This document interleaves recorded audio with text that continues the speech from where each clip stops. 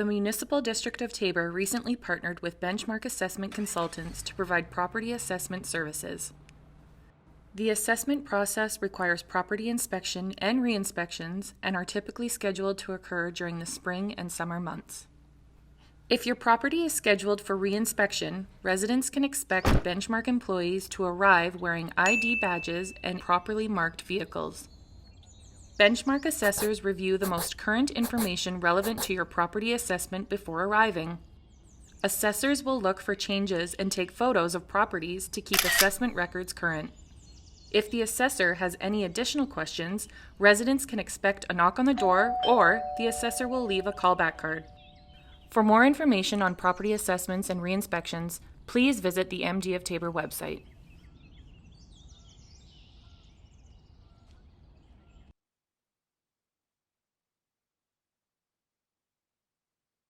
Good evening, everybody.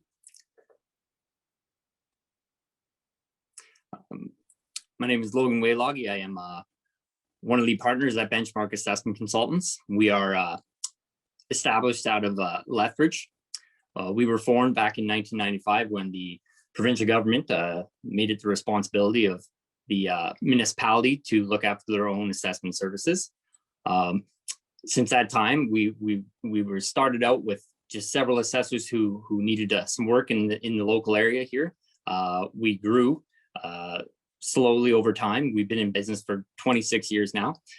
We currently provide assessment services for about 50 municipalities in Southern Alberta and one nation. They vary from cities, towns, villages, MDs, and counties.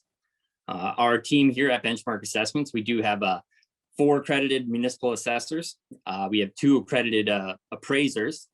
We have 1 subcontractor, 4 candidate assessors who are working towards getting their accreditation, and 1 administrative assistant. I'm just going to talk a little bit about just in general assessment in Alberta. It is legislated by the provincial government. We have some certain standards that we are required to meet each year. One would be that, for instance, for the 2021 tax year that is coming up, our values are based on a July 1st, 2020 valuation date, but of the physical condition of the property as of December 31st, 2020. So we're always working in a historical valuation as a certain time in history, which would be the end of the year of the previous year compared to the tax year. A couple of the factors that we do value property on, we are legislated to use market value, which is essentially what a typical property would sell for in the open market if you had a knowledgeable buyer and a knowledgeable seller and exposed to the market for a fair amount of time. In rural Alberta, there is a mixture of regulated properties, which would be farmland. It used to be railway, which is now linear property, machinery equipment, which is now also designated industrial property. But farmland would be the most that would affect most of the ratepayers in the MD of Tabor. It does add a little bit of twist. So essentially, when you look at your assessment notice, or if you are a farmer, obviously it's not going to be a full market value because it is mixed with a regulated value in terms of the farmland. But essentially the homes, houses, and any buildings not associated with the farming operation will be valued based on market value.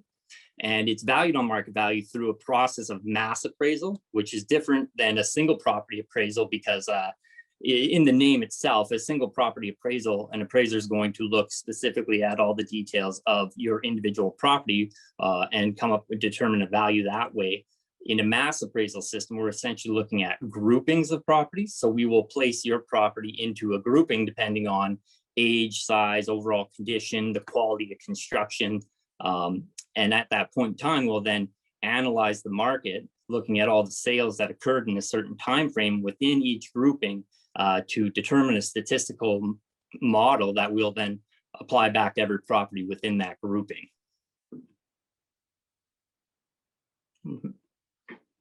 Want to just talk a little bit about what you can expect to see from our re-inspection cycle.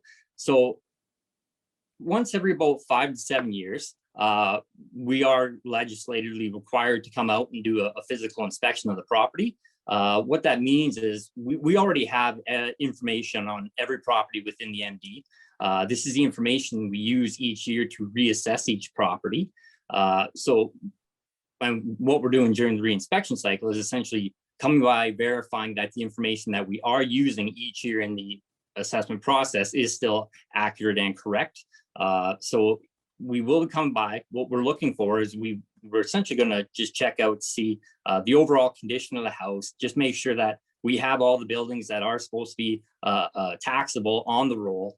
We're going to look at, again, the age of the building, the size of the building, things like on the inside of the house, number of bathrooms, the number of fireplaces, the type of heat, air conditioning, basement finish, and then we're going to look at the overall maintenance history of the property. So we're going to look at renovations and see what type of overall condition the house is in after the fact.